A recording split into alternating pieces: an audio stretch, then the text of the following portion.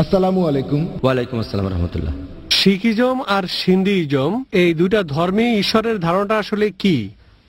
শিখরা কি গুরু নানককে তাদের ঈশ্বর হিসাবে মানে? ভাই প্রশ্ন করলেন যে শিখিজম আর সিন্ধিজম এই দুটো ধর্মে ঈশ্বরের ধারণাটা আসলে কি। দুটো জিনিসই আলাদা ভাই।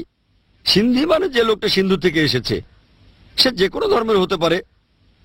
সিন্ধু এটা একটা ভৌগোলিক অবস্থান। আপনি সিন্ধু এলাকার হলে আপনাকেও সিন্ধি বলা হবে। তাহলে একজন সিন্ধি মুসলিমও হতে পারে অথবা হিন্দু, বেশিরভাগই হিন্দু, তবে সে মুসলিমও হতে পারে। যদি সিন্ধু এলাকার হয়ে থাকে তাহলে এটা একটা ভৌগোলিক অবস্থান, তবে বেশিরভাগ সিন্ধি হিন্দু ধর্মের, যেটাকে বলে হিন্দুইজম। এটা নিয়ে আমি অন্যান্য লেকচারেও কথা বলেছি। এখন যদি আপনি শিখ ধর্মের কথা বলেন, গুরু নানকের কথা, এ সম্পর্কে আমি একটা লেকচার দিয়েছি, concept of God in major religions. আর শিখরা গুরু নানককে তাদের ঈশ্বর বলে মানে না। শিখরা যেটা মানে, এই শিখ শব্দটা এসেছে সিসিয়া নামক শব্দ থেকে, যার অর্থ একজন শিষ্য। শিখিজম এই ধর্মে রয়েছে 10 জন গুরু, আর এই শিখ ধর্মের প্রতিষ্ঠাতা ছিলেন গুরু নানক সাহেব। সেটা ছিল 15 শতাব্দীর শেষ দিকে। তিনি জন্মেছিলেন 5 নদীর অববাহিকায়, জায়গাটার নাম পাঞ্জাব।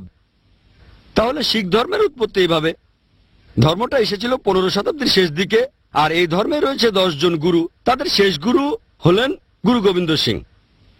গুরু নানক হলেন প্রতিষ্ঠাতা। তবে শিখরা এই গুরুদের ঈশ্বর বলে মানে না। তারা মানে এই গুরুরা তাদের পথ দেখান অনেকটা নবী রাসূলদের মতো, প্রায় একই রকম।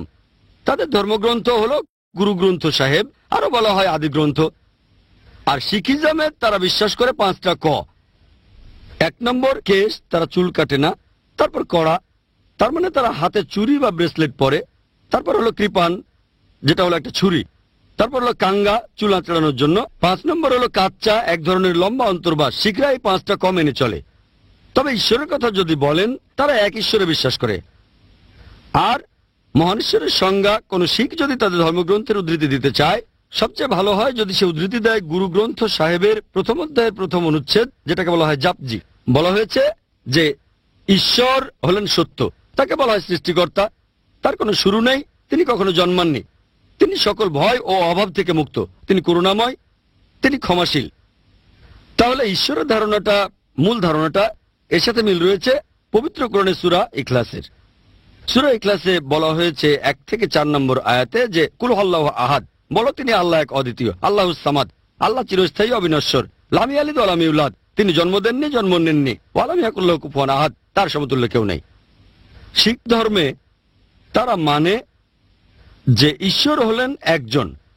তাকে অনেক সময় বলা হয় এক ওমকারা, আবার কখনো বলা হয় ওমকারা।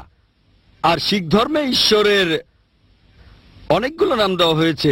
যদি আদি গ্রন্থ পড়েন, মানে গুরু গ্রন্থ সাহেব, অনেক নাম, যেমন ঈশ্বরকে বলা হয়েছে কর্তার, তার মানে সৃষ্টিকর্তা। তাকে বলা হচ্ছে আকাল, অর্থাৎ অবিনশ্বর।